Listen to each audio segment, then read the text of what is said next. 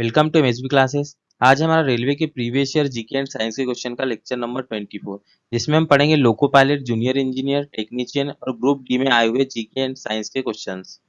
First question हमारा, निम्नलिखित में से किसका अपेक्षाकृत उच्च विद्युत प्रतिरोध होता है और परिपथ में धारा को कम करने के लिए इसका उपयोग किया जाता है। तो जो हमारी परिपथ में धारा होती है आई, वो होती है वी बाई आर। तो जो हमारा परिपथ में वोल्टेज होता है वो हमेशा कांस्टेंट होता है, वोल्टेज कांस्टेंट होता है। तो जो आर होता है जिसको हम बोलते हैं रेजिस्टेंस, इसका उपयोग किया जाता है धारा को कम करने के लिए, क्योंकि धारा इसके व्युत्क्रमानुपाती होती है 1 में आर। तो करेक्ट ऑप्शन हो जाएगा प्रतिरोध, जिसका उच्च प्रतिरोध होता है और इसका यूज करते हैं हम धारा को कम करने के लिए। नेक्स्ट क्वेश्चन है, खालिस्तान एक यौन संचालित जानलेवा बीमारी है। तो जो यौन संचालित जानलेवा बीमारी है वो एड्स है। एड्स का फुल फॉर्म होता है एक्वायर्ड इम्यूनो डेफिशिएंसी सिंड्रोम। जो एड्स होती है वो यौन से संचालित होती है, यौन के कारण फैलती है। जो एड्स होती है इसमें जो हमारे HIV वायरस के कारण होती है, HIV वायरस के कारण होती है, और इसमें हमारे शरीर की प्रतिरक्षा प्रणाली कमजोर पड़ जाती है। ठीक है, प्रतिरक्षा प्रणाली कमजोर पड़ जाती है। और ये फैलती कैसे है? ये एक तो रक्त से फैलती है, ठीक है, रक्त के अलावा ये स्तनपान से फैलती है, इसके अलावा ये वीर्य से फैलती है, और ये असुरक्षित यौन संबंध से भी फैलती है। यौन संचालित बीमारी बोलते हैं इसे। ठीक है, तो ये हो गया ऑप्शन सी करेक्ट, एड्स। इसके अलावा यहाँ पे हमें दिया है टाइफाइड। जो टाइफाइड होता है, वो टाइफाइड जो होता है, एक टाइफाइड बुखार होता है और वो फैलता है साल्मोनेला टाइफी नामक बैक्टीरिया से, टाइफी नामक बैक्टीरिया से। जब कोई व्यक्ति दूषित जल या भोजन को ग्रहण करता है तो वायरस उसके शरीर में चले जाता है और उसे टाइफाइड हो जाता है। उसके बाद जो मलेरिया है, मलेरिया भी मच्छर के काटने से फैलती है, मच्छर के काटने से फैलने वाली बीमारी है, काटने से फैलती है, और ये प्रोटोजुआ परजीवी के कारण होती है, प्रोटोजुआ परजीवी के कारण फैलती है। ठीक है, और ये पैरासाइट से होने वाली बीमारी है, पैरासाइट से फैलने वाली बीमारी है। ये ना तो बैक्टीरिया से फैलती है और ना ही काहे से वायरस से फैलती है, ना वायरस से। ये एक प्रकार के मच्छर से फैलती है जिसे मादा एनीफिलीज बोलते हैं, मादा एनाफिलीज। ठीक है, इसके बाद जो पीलिया है, जो पीलिया होता है, पीलिया हमारे रक्त में बिलीरुबिन की मात्रा बढ़ने से होता है। ठीक है, जब हमारे शरीर में क्या बिलीरुबिन बिलीरुबिन और ये जो बिलीरुबिन है, ये जब आरसीबी टूटती है, आरबीसी टूटती है, मतलब लाल रक्त कणिकाएं टूटती है तो उसमें से निकलता है। और इसके कारण क्या होता है कि जो हमारे शरीर का सफेद अंग होता है और हमारे आंखों के जो सफेद अंग होते हैं वो हल्के पीले होने लगते हैं, हल्के पीले होने लगते हैं। ठीक है, तो यहाँ पे तो करेक्ट ऑप्शन हो गया, एड्स जो है वो एक यौन संचालित बीमारी है। नेक्स्ट क्वेश्चन है, भारतीय इतिहास में किसे आलमगीर के नाम से जाना जाता है। तो जो औरंगजेब था इसे आलमगीर के नाम से जाना जाता था। औरंगजेब का जन्म 1618 ईस्वी में हुआ था। ठीक है, और ये मुगल साम्राज्य से संबंधित है, और इनका जन्म दाहोद उज्जैन में हुआ था, दाहोद उज्जैन में हुआ था। इसके पिता जो थे वो शाहजहां थे और माता मुमताज महल।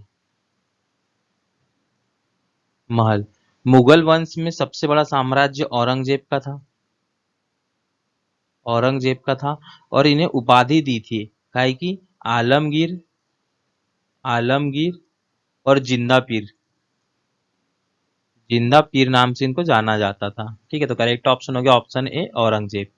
नेक्स्ट क्वेश्चन है, सामान्य श्वसन के दौरान ली जाने वाली और निकाले जाने वाली हवा को क्या कहते हैं। तो जो सामान्य श्वसन के द्वारा हमें ली जाने वाली और निकाले जाने वाली हवा की जो मात्रा होती है उसको ज्वारीय आयतन कहते हैं, ज्वारीय आयतन।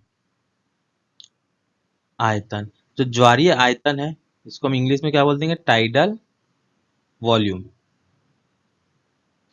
ठीक है, और ये जो ज्वारीय आयतन होता है, एक सामान्य स्थिति में पुरुष में इसकी जो मात्रा होती है, पुरुष में वो होती है 500 ml, और जब महिला की बात करें तो होती है 400 ml। ठीक है, तो करेक्ट ऑप्शन हो गया ज्वारीय आयतन।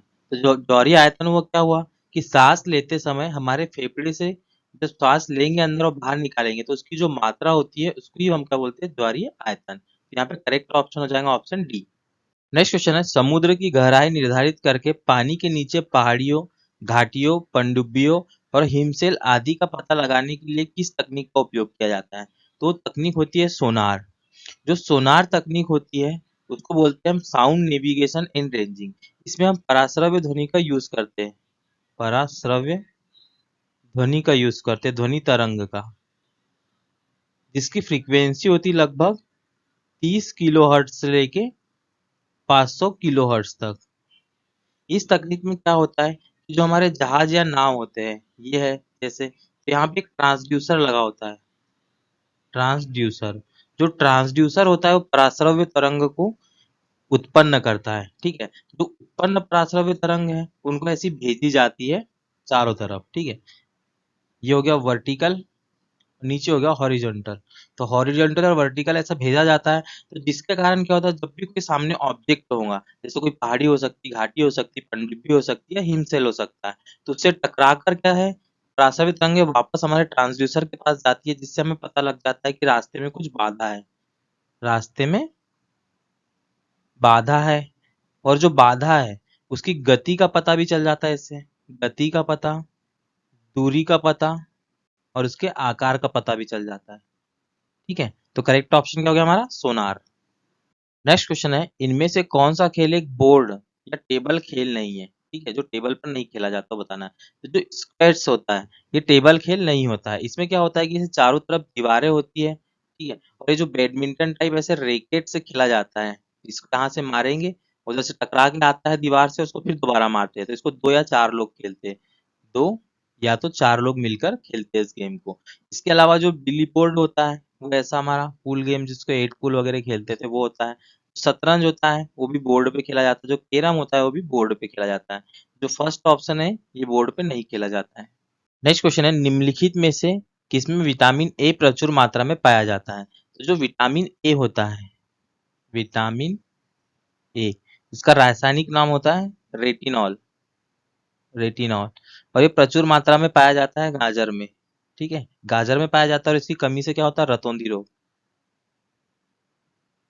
रतौंधी रोग होता है इसकी कमी से, जिसमें कि कम उजाले में दिखाई नहीं देता है। ठीक, नेक्स्ट क्वेश्चन है, रात के समय में तारे टिमटिमाना खालिस्तान के कारण होता है? तो जो रात के समय में हमें तारे टिमटिमाते हुए दिखते हैं ये क्यों होता है ये हमें बताना है।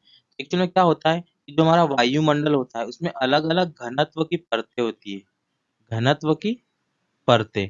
ठीक है, जिसका घनत्व ज्यादा होता है उसको हम सघन बोलते हैं, और जिसका घनत्व कम होता है उसको हम विरल बोलते हैं।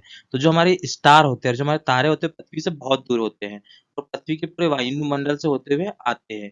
और वो आती है जब प्रकाश किरणें, तो वो अलग अलग माध्यम से आती है जिनका घनत्व अलग अलग होगा। मतलब सघन से विरल में जाएंगी तो विलंब की ओर झुक जाएंगी, विरल से सघन में जाएंगी तो विलंब से दूर हट जाएंगी।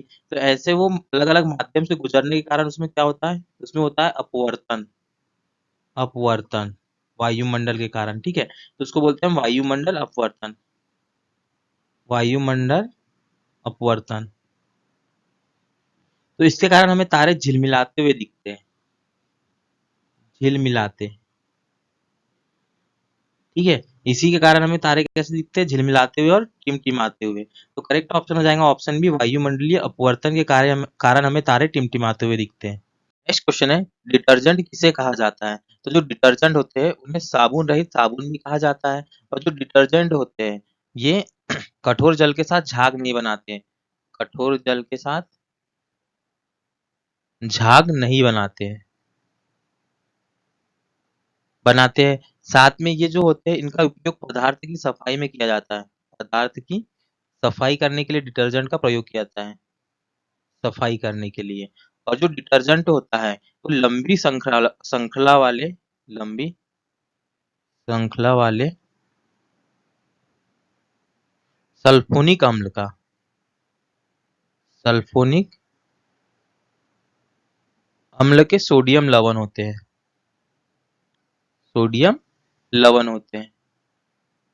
और इन्हें किसी कोयले और पेट्रोलियम से निकलने वाले हाइड्रोकार्बन से इन्हें बनाया जाता है। कोयले और पेट्रोलियम से निकलने वाले क्या, हाइड्रोकार्बन। यहाँ पे करेक्ट ऑप्शन क्या है, ऑप्शन सी, साबुन रहित साबुन है डिटर्जेंट। नेक्स्ट क्वेश्चन है, कौन सा खनिज हड्डियों के लिए आवश्यक है। तो हड्डी के लिए जो आवश्यक खनिज होते हैं वो होता है कैल्शियम, फास्फोरस, मैग्नीशियम, फ्लोराइड और मैग्नीज होता है, और साथ में विटामिन डी भी होता है, विटामिन डी भी होता है। तो यहाँ पे हमारा करेक्ट ऑप्शन क्या हो जाएगा, कैल्शियम। नेक्स्ट क्वेश्चन है, तिल्लाना किस नृत्य की प्रस्तुति है। जो तिल्लाना होता है ये भरतनाट्यम के अंतिम चरण की प्रस्तुति होती है, अंतिम चरण की प्रस्तुति, इसमें नारी के सौंदर्य का वर्णन होता है, नारी के सौंदर्य का वर्णन होता है। और जो भरतनाट्यम होता है भारत का पुराना एक शास्त्रीय नृत्य है, भारत का सबसे पुराना शास्त्रीय नृत्य है, शास्त्रीय नृत्य है। और ये दक्षिण भारत की नृत्य शैली है, दक्षिण भारत की नृत्य शैली है। और भरतनाट्यम का जो स्टार्ट हुआ था, ये चालू हुआ था, ये तमिलनाडु के तंजौर जिले से हुआ था, तंजौर जिला। ठीक है, तो यहाँ पे करेक्ट ऑप्शन हो जाएगा भरतनाट्यम। जो तिल्लाना किसकी नृत्य प्रस्तुति है, तो वो होता है भरतनाट्यम की। नेक्स्ट क्वेश्चन है, विटामिन सी का प्राकृतिक स्रोत इनमें से कौन सा है। तो जो विटामिन सी होता है, विटामिन सी, इसका रासायनिक नाम होता है एस्कॉर्बिक एसिड, एस्कॉर्बिक एसिड। ठीक है, ये हो गया इसका रासायनिक नाम। और ये मुख्य रूप से किसमें, खट्टे फलों में पाया जाता है, खट्टे फलों में पाया जाता है। और जो ऑप्शन में दिया है अमरूद, सेब और पालक, ये तीनों में भी विटामिन सी पाया जाता है, तो इसका करेक्ट ऑप्शन हो जाएगा इनमें से सभी। नेक्स्ट क्वेश्चन है, अनुच्छेद 336 में कुछ सेवाओं के लिए किस समुदाय को विशेष प्रावधान मिलता है। तो जो अनुच्छेद 336 है हमारे संविधान का, उसमें एंग्लो इंडियन जो समुदाय है उनको विशेष प्रावधान मिलता है। और जो एंग्लो इंडियन होते हैं वो ऐसे लोग होते हैं जिनके पिता यूरोप से संबंध रखते हैं और वो भारत में बस गए हैं, भारत में बस गए हैं, तो ऐसे लोगों को बोलते हैं हम एंग्लो इंडियन, एंग्लो इंडियन। ठीक है, तो करेक्ट ऑप्शन हो गया ऑप्शन डी। नेक्स्ट क्वेश्चन है, निम्नलिखित में से कौन सा एक फलीदार पौधा है। तो जो फलीदार पौधा होता है वो मटर का पौधा होता है, और इसके अलावा भी होते हैं हमारे बीन्स होती है, जैसे बीन्स होती है, सोयाबीन होता है। ठीक है, सोयाबीन के बाद में तिलहन होती है, जितनी भी दालें होती है वो फलीदार होती है। ठीक है, इसके अलावा क्या, मटर है गया, तो ये सारे कैसे फलीदार पौधे हैं, तो यहाँ पे करेक्ट ऑप्शन बी मटर। नेक्स्ट क्वेश्चन है, आवर्त में तत्वों को खालिस्तान के क्रम में व्यवस्थित किया जाता है। ठीक है, तो जो हमारा आवर्त सारणी में आवर्त होते हैं, तो जो आड़ी पंक्तियां होती है उसको हम आवर्त बोलते हैं, और जो खड़ी पंक्तियां होती है उसे स्तंभ या समूह बोलते हैं। ठीक है, तो जो आवर्त होते हैं उसमें तत्वों को परमाणु क्रमांक के हिसाब से व्यवस्थित किया गया है, परमाणु क्रमांक के हिसाब से। और जो परमाणु क्रमांक होता है वो किसी भी परमाणु के नाभिक में प्रोटॉनों की संख्या होती है, यहाँ पे जो प्रोटॉन होते हैं पॉजिटिव आवेश होता है उसकी संख्या होती है। तो इसका जो करेक्ट आंसर होगा वो होगा नाभिक में बढ़ते हुए आवेश। ठीक है, मतलब जो प्रोटॉन है वो नाभिक में होता है, और इसका आवेश जितना ज्यादा प्रोटॉन होंगे इसका आवेश बढ़ेगा, मतलब प्रोटॉन के बढ़ते क्रम में इनको व्यवस्थित किया गया है, मतलब परमाणु क्रम में, परमाणु क्रमांक के हिसाब से। ठीक है, तो करेक्ट ऑप्शन हो गया ऑप्शन सी, नाभिक में बढ़ते हुए आवेश के आधार पर। नेक्स्ट क्वेश्चन है, अंतरिक्ष में जाने वाले पहले भारतीय कौन थे। तो जो अंतरिक्ष में गए थे वो पहले भारतीय थे राकेश शर्मा। और जो राकेश शर्मा थे वो 3 अप्रैल 1984 को सोवियत यूनियन, सोवियत यूनियन के अंतरिक्ष यान में अंतरिक्ष में गए थे, और जिस रॉकेट से गया था उसका नाम था सोयूज T11। ठीक है, तो इसका करेक्ट ऑप्शन हो गया राकेश शर्मा। नेक्स्ट क्वेश्चन है, आर्थिक नियोजन को निम्नलिखित में से किस सूची में रखा गया है। तो जो आर्थिक नियोजन होता है वो किसी देश या क्षेत्र की अर्थव्यवस्था को नियंत्रित करना, नियंत्रित करना, प्रतिबंधित करना, प्रतिबंधित करना, संसाधनों का आवंटन करना, संसाधनों का आवंटन करना और विकास करना, ये सब आर्थिक नियोजन में आता है, या विकास करने के लिए लक्ष्य को निर्धारित करना, सब काय में आएंगे, ये आएंगे आर्थिक नियोजन में। और जो आर्थिक नियोजन है उसको समवर्ती सूची में रखा गया है। तो करेक्ट ऑप्शन हमारा ऑप्शन ए है। नेक्स्ट क्वेश्चन है, दो वस्तुओं में से एक का द्रव्यमान दोगुना हो जाने पर दोनों वस्तुओं के बीच लगने वाले गुरुत्वाकर्षण बल में क्या परिवर्तन आएगा। तो हम देख रहे हैं कि जो गुरुत्वाकर्षण बल होता है उसको बोलते हैं हम एफ। तो गुरुत्वाकर्षण बल क्या होता है, एक गुरुत्वीय स्थिरांक m1 m2, यहाँ पे दोनों वस्तुओं का द्रव्यमान और उनके बीच की दूरी का स्क्वायर होता है, तो इसको बोलते हैं हम गुरुत्वाकर्षण बल। तो इसके यदि हम पहले वाले गुरुत्वाकर्षण बल को F1 मान ले, तो सेकेंड कंडीशन क्या बोल रहा है कि एक वस्तु का द्रव्यमान दोगुना हो जाता है, तो उसको हम यदि F2 मान ले तो दोगुना द्रव्यमान हो जाएगा, तो क्या होगा G इंटू टू, M1 का हम दोगुना मान लेते हो तो M1 M2 अपॉन में D स्क्वायर, बाकी चीजें सब क्या है स्थिर है। तो जो F2 है इसकी वैल्यू क्या हो जाएंगी, इसकी वैल्यू हो जाएंगी 2 इंटू जी m1 m2 upon D square, और ये जो है काय की वैल्यू है, ये f1 की वैल्यू है, ये हो जाएगा हमारा f2 is equal to 2f1, मतलब गुरुत्वीय त्वरण का मान, वो गुरुत्वाकर्षण बल का मान क्या हो जाएगा, दोगुना हो जाएगा। तो इसका करेक्ट ऑप्शन क्या, ऑप्शन डी, गुरुत्वाकर्षण बल का मान दोगुना हो जाएगा यदि किसी एक वस्तु का द्रव्यमान हमने दोगुना कर दिया तो। नेक्स्ट क्वेश्चन है, निम्नलिखित में से कौन सा एक दुर्बल क्षार है। तो जो क्षार होते हैं तो ये दो प्रकार से हो गए, एक प्रबल क्षार हो गया, एक दुर्बल क्षार हो गया। तो जब हम प्रबल क्षार की बात करें, प्रबल क्षार, तो ये पानी में घोले जाने पर, पानी में घोले जाने पर पूर्ण रूप से आयनित हो जाते हैं, पूर्ण आयनित हो जाते हैं, ठीक है। और जब हम दुर्बल क्षार की बात करें, दुर्बल क्षार की, तो ये पानी में घोले जाने पर आंशिक रूप से आयनित होते हैं, आंशिक रूप से मतलब थोड़े आयनित होंगे, आयनित होते हैं। और जब हम प्रबल क्षार की बात कर रहे हैं, प्रबल क्षार, ठीक है, यहाँ प्रबल ले लेते हैं, यहाँ दुर्बल क्षार ले लेते हैं, दुर्बल क्षार। तो जो प्रबल क्षार होता है उनकी पीएच वैल्यू होती है 10.1 से लेकर 14 तक, ठीक है। और जो दुर्बल क्षार होती है उनकी पीएच वैल्यू होती है 7.1 से लेकर 10 तक। जो पीएच वैल्यू है ये क्षार या अम्लीय है इसको बताने के लिए एक स्केल होता है, ठीक है। तो जो प्रबल क्षार हुआ 10.1 से लेकर 14 तक होता है इसका पीएच वैल्यू, जो दुर्बल होते हैं उसके 7.1 से लेकर 10 तक होता है। यदि इसके कुछ एग्जाम्पल देखें हम, तो इसके एग्जाम्पल होते हैं सोडियम हाइड्रोक्साइड, ठीक है, पोटेशियम हाइड्रोक्साइड और कैल्शियम हाइड्रोक्साइड, इसे बुझा हुआ चूना भी बोलते हैं। और जब दुर्बल क्षार की बात करें तो इसमें आ जाएगा मैग्नीशियम हाइड्रोक्साइड, इसके अलावा अमोनियम हाइड्रोक्साइड और एल्यूमिनियम हाइड्रोक्साइड। ये सारे कैसे हो गए, दुर्बल क्षार हो गए, और ये प्रबल क्षार होते हैं। तो यहाँ हमारा करेक्ट ऑप्शन हो जाएगा, वो क्या होगा, क्या पूछा है हमसे, दुर्बल क्षार पूछा है, तो दुर्बल क्षार हमारा हो जाएगा अमोनियम हाइड्रोक्साइड। नेक्स्ट क्वेश्चन है, एलिफेंटा की गुफाएं कहाँ स्थित है। तो जो एलिफेंटा की गुफाएं हैं ये महाराष्ट्र राज्य में, महाराष्ट्र राज्य में मुंबई शहर के एक बंदरगाह, मुंबई के बंदरगाह के एक द्वीप पर स्थित है, द्वीप पर जिसका नाम क्या है, एलिफेंटा द्वीप, उस पर स्थित है। तो कहाँ पे स्थित है, मुंबई में। तो करेक्ट ऑप्शन हो जाएगा ऑप्शन सी, मुंबई। यदि हमारी वीडियो अच्छा लगता है तो प्लीज वीडियो को लाइक कीजिए, हमारे चैनल को सब्सक्राइब कीजिए। Thank you for watching.